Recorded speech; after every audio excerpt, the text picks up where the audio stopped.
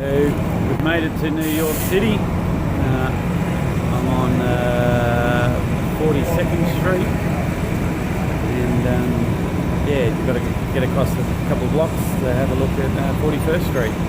Quite busy.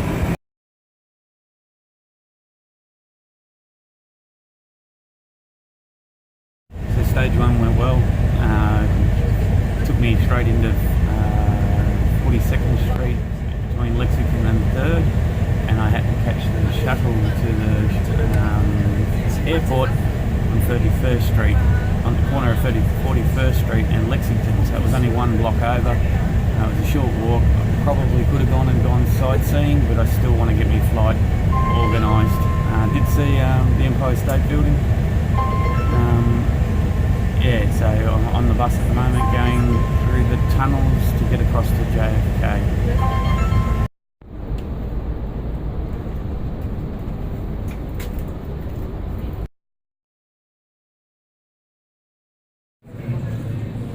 Stage 2 is done. I made it from Manhattan to JFK. Took me straight to Terminal 8, where all the smaller airlines, which Qantas is one of New York, leave from. Had to wait an hour and a half for the terminal to open. Now I've got a 3-hour wait till, not the terminal, the Qantas section to open, and now I've got a 3-hour wait, but I've got a 10-minute walk to get to the Gate 47, the last gate. Originally I got told I was flying from JFK to Sydney. I've now found out I'm actually JFK to LA, and then LA to Sydney, which doesn't surprise me. I was actually surprised when they said that I was flying from JFK to Sydney. I didn't think it could go that far. One of my last meals in the US. I'm at the airport, and these are called dirty chips. It's pulled pork on kettle fried chips with aioli sauce on top. It seems strange. They always have their normal potato chips as part of their meal.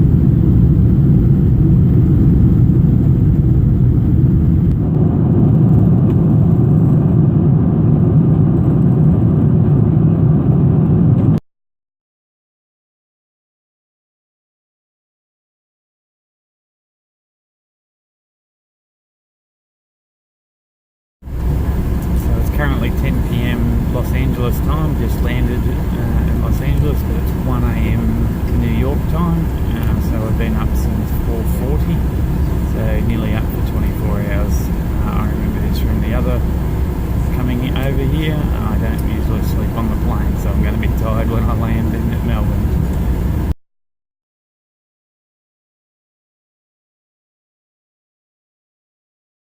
In the Sydney airport on the way home, the plane, because I got held up at LAX for 3 hours. I missed the connecting flight to Melbourne, so I've got another flight now, but it's at midday rather than 8 AM. So I won't be in Melbourne until 2.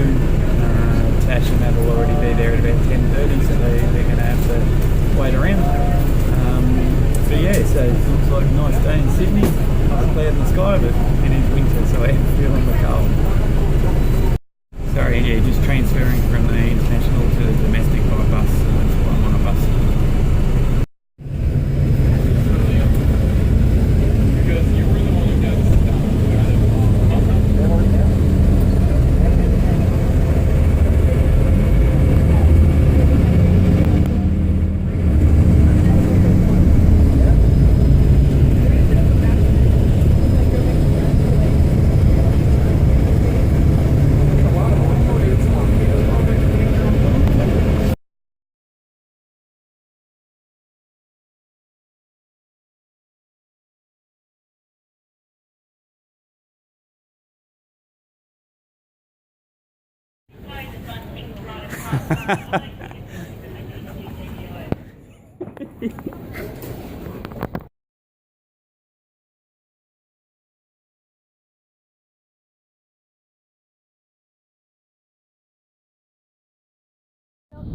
So there's Melbourne skyline. I'm finally getting home. I'm currently in the car. We're having a night in Melbourne, but no more plane trips for a while. Okay, we're in our Metropole room. Got a great view. Feels like I'm on top of one of those mountains that I've been hiking. You can see the Port Phillip Bay out the side there. There's the Westgate Freeway. Westgate Bridge over there. And then I got 2 stars over here! Woohoo!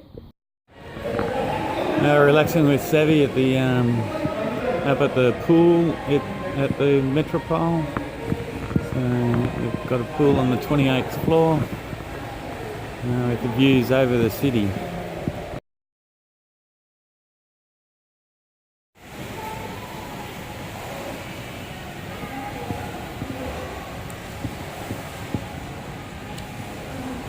And the city skyline at night.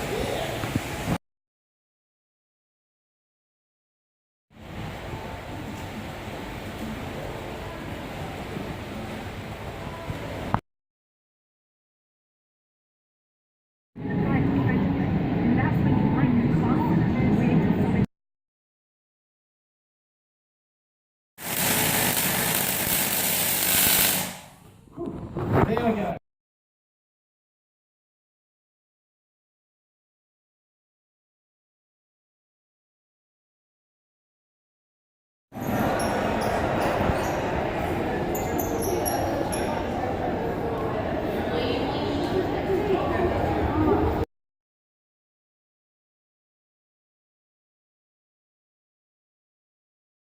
Hey viewers, sorry there was a delay with the last couple of episodes. I wanted to make sure what I had before I uploaded. So on the flight back I got a very sore right leg from the number of hours of just sitting, I think, from the 6 hours bus trip, then 5-hour flight from JFK to LA, then 3 hours sitting in the plane at LA before we took off, 14 hours on the plane there, then 1 hour from Sydney to Melbourne. So the when I landed in Melbourne, I was really struggling to walk, and slowly but surely it deteriorated over the next few days to the point where I've come to casualty on Saturday. They think I've got thought I had deep vein thrombosis.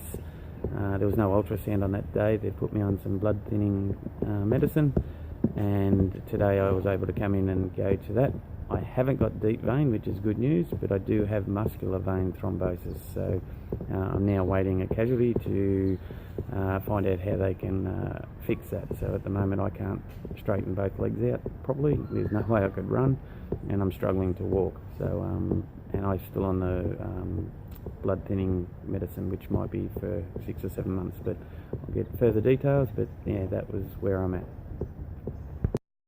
Hey viewers, Reboot here, back at the airport. It's a week after landing in Melbourne. I got clearance from my doctors, even with their muscular vein thrombosis, that I can fly on short flights. Gave me some remedies to do to try and stop the blood clot from becoming any bigger. And the reason I'm back at the airport is I think I mentioned in a couple of my episodes that my mother, who is quite old, 93, had a fall at the hospital while I was hiking, and she really hasn't recovered since then. Yeah, so she had complications at the end of her surgery for her hip, and she hasn't been well since. So I'm making a trip up with the time that I had left over from my leave. Probably will be possibly the last time that I actually go up and visit my mum. My sister's been keeping me posted, and she has a good days and she has a bad days. But yeah, so I thought I'd make a quick trip up to say hello, since I lost all the weight, and she can catch up with me and see how I went with my trip. So this is the end. Thank you for everyone for watching and supporting me. A little bit disappointed I didn't make the end, but not overly disappointed. I got to the top of that mountain, Smarts Mountain, and just the trail wasn't calling me anymore. I didn't want to continue. I was getting up to the bit that's supposed to be the most spectacular, and I had no interest in doing it at all. Part of that's probably the Lyme disease. Got tests currently to make sure that's out of my system, waiting for the results back, but I feel good in that sense. Just the leg, I've been struggling to walk for the last week with the muscular vein thrombosis, but the blood thinning meds have really made that a lot easier, so I wasn't limping today as much, and I do have some compression socks on to try and help as well. Yeah, it was a very good experience. I've enjoyed meeting a lot of the people that I met on the trail. The trail angels were fantastic. It was more than I expected when I left, and I was hoping for a lot, and I got a lot more than I expected. I enjoyed time at Greg's house at the end there, and especially going and doing the 2-hour course and talking about the AT and my experiences and the interest people showed. So it might be something that I look at going forward, that try and talk to people around motivations and keeping the spirit of wanting to do it through the hard slog of there was a lot of rain and a lot of winter and early mornings, and keeping focused on doing that, and yeah, just general ability to keep wanting to move forward and keep going, and talking about strategies to not lose stuff. It came true so much around my work that you got to have standard ways of operating. I know it seems stupid, but every morning I would do the same thing, eat my breakfast while I was still under my doona, put my clothes in before I got up to warm them up a little bit, under my sleeping bag, sorry, not doona, and then pack one thing up at a time, let the air down, and then when I packed, I'd put them in their containers, setting them in the tent, get me pack in there, and then loading them into me pack exactly the same way every day. So whether it was raining or hailing or dark, I had the same process. The only time I didn't follow that process, or one of the only times I didn't follow that process, was a quick move from a pavilion to a tent spot in the middle of the night, or at 9 o'clock it was dark, and I left an item plugged in the wall, which I had to replace, which is the Australian adapter. So yeah, so even out in the bush, I found it funny that I was doing standard ways of operating, which at my work we try and instill in our operators all the time. So I did find that a little bit ironic.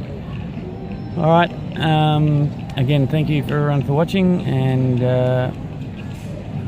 that's it. Yeah, and the support. This is the last update. Thru. And Wally says goodbye too, but I left him at home. Sorry, and just lastly, for those that are interested, I did 2,619 kilometres, 1,636 miles, which is about 3/4 of the trail. There is some. There was a sweep going at work, so that's important. 2,619 kilometres. And for those that are interested, I lost 26 kilos overall. I went from 114 kilos down to 88, so that's probably about 55 pounds. And since I've been off the trail, I've already gone up to 93 kilos. So I've gained 5 kilos, or about 11 pounds back on. Not a lot I can do about it. I was living at Greg's house for a week, which basically was a lot of takeaway, and you just put weight on. I was sitting around quite a bit, and then when I got home, the trip in Melbourne was a lot of takeaway, and then in the house eating normal food, but because of my leg, I was pretty much couch ridden, couldn't really walk more than 10 feet without it hurting me. So I'm hoping to stop that progression back up. Still, clothes are very big on me. My wife bought me some clothes before she come to the airport. They're the only ones I've got taking to the Gold Coast, so I've just got a carry-on bag because none of the other clothes fit me, so I didn't even take any checked luggage. When I get back, I'll have to start looking at some more options. I'm actually wearing a belt with a hole in the belt as far as I could go, and it's still not enough, so I'm going to have to make another hole in that belt eventually. But yeah, so just for those that were wondering, I lost 26 kilos and I did 2,619 kilometres. Cheers.